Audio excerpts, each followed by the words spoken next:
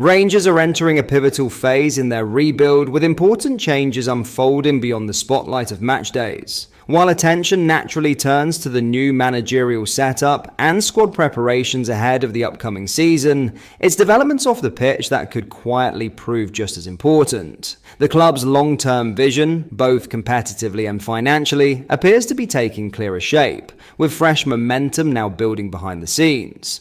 A major update has emerged that could play a key role in supporting Rangers' ambitions and bringing greater stability to the Ibrox side in the months and years ahead.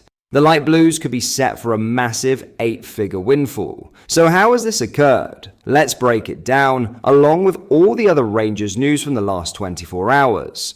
There is so much to discuss in today's video, so be sure to like the video and subscribe to the channel for daily Rangers content.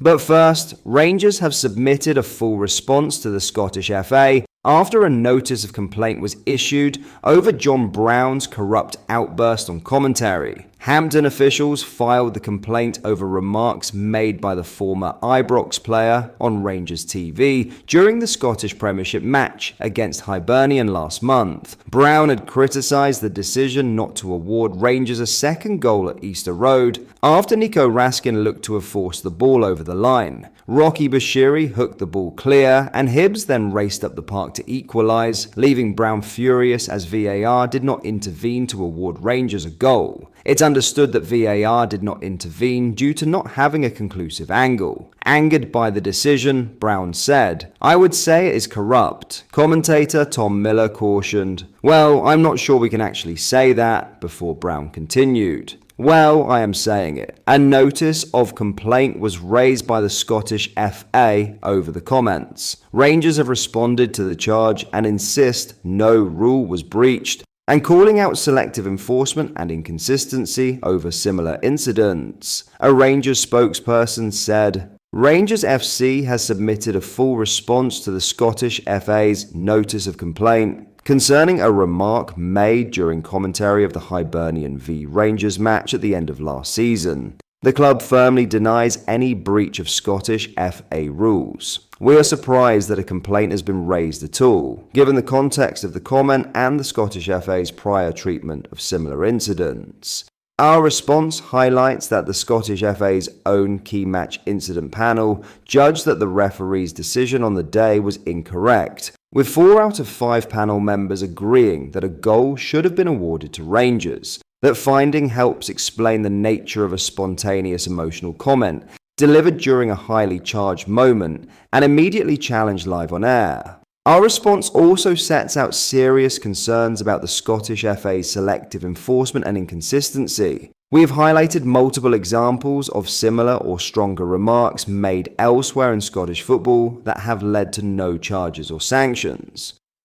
While we remain committed to maintaining high standards, we will continue to challenge any action we consider to be unfair or disproportionate.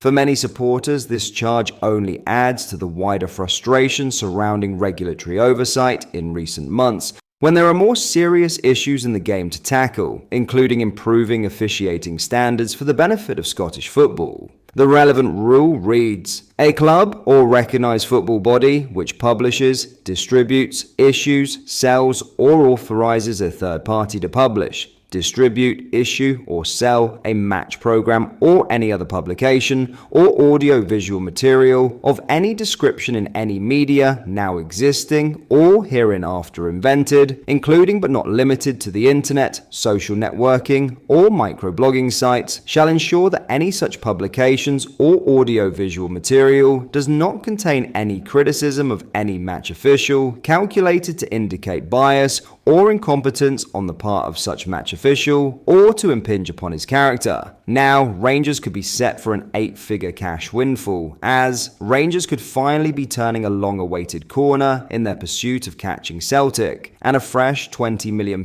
cash injection may be just the catalyst they've needed. That's the view of respected football finance expert Dan Plumley, who revealed that the investment, confirmed as part of Rangers' new ownership structure, represents a hugely positive step forward after years of economic instability. After months of speculation, Andrew Kavanagh and 49ers Enterprises officially completed their takeover of Rangers on the 30th of May, ushering in what many hope will be a transformative new era at Ibrox. Their first major decision, appointing a permanent manager to replace Barry Ferguson following his interim spell. Former Rangers defender Russell Martin was ultimately handed the reins, seeing off competition from Davide Ancelotti to land the job. But the appointment wasn't the only headline-grabbing move. In tandem with Martin's arrival, the new ownership confirmed a significant £20 million injection from existing shareholders, Kavanagh and the 49ers, money that could help bridge the financial gulf between Rangers and their Glasgow rivals.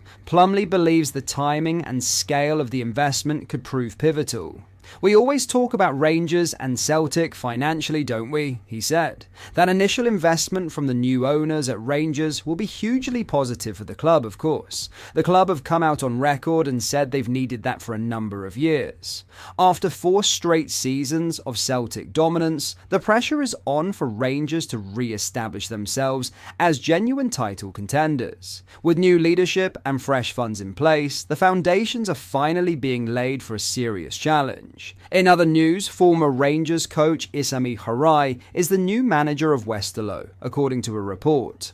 The Moroccan departed Ibrox last week, ending a short stint having been brought in as a number 2 to Felipe Clement at the beginning of this year. Following Clement's sacking, Sharai stayed on to work under interim boss Barry Ferguson. But following the permanent appointment of Russell Martin, who brings his own backroom team, the 43-year-old moves on. It quickly transpired that he could go it alone, as he was favourite to land the top job at Belgian side Westerlo. With Timmy Simon's position in doubt, it was reported they were considering the former Rangers man as their head coach. Belgian journalist Sach Tovoleri is now claiming it is a done deal on a 2-year contract. He said, "Issame Sharai is the new head coach of Westerlo in Pro League. Agreement found between all parties in order to make it happen. 2 years contract." Rangers confirmed the departure of Karai last week. A statement read, "Rangers can today confirm the departure of Issame Harai from the men's first team coaching staff."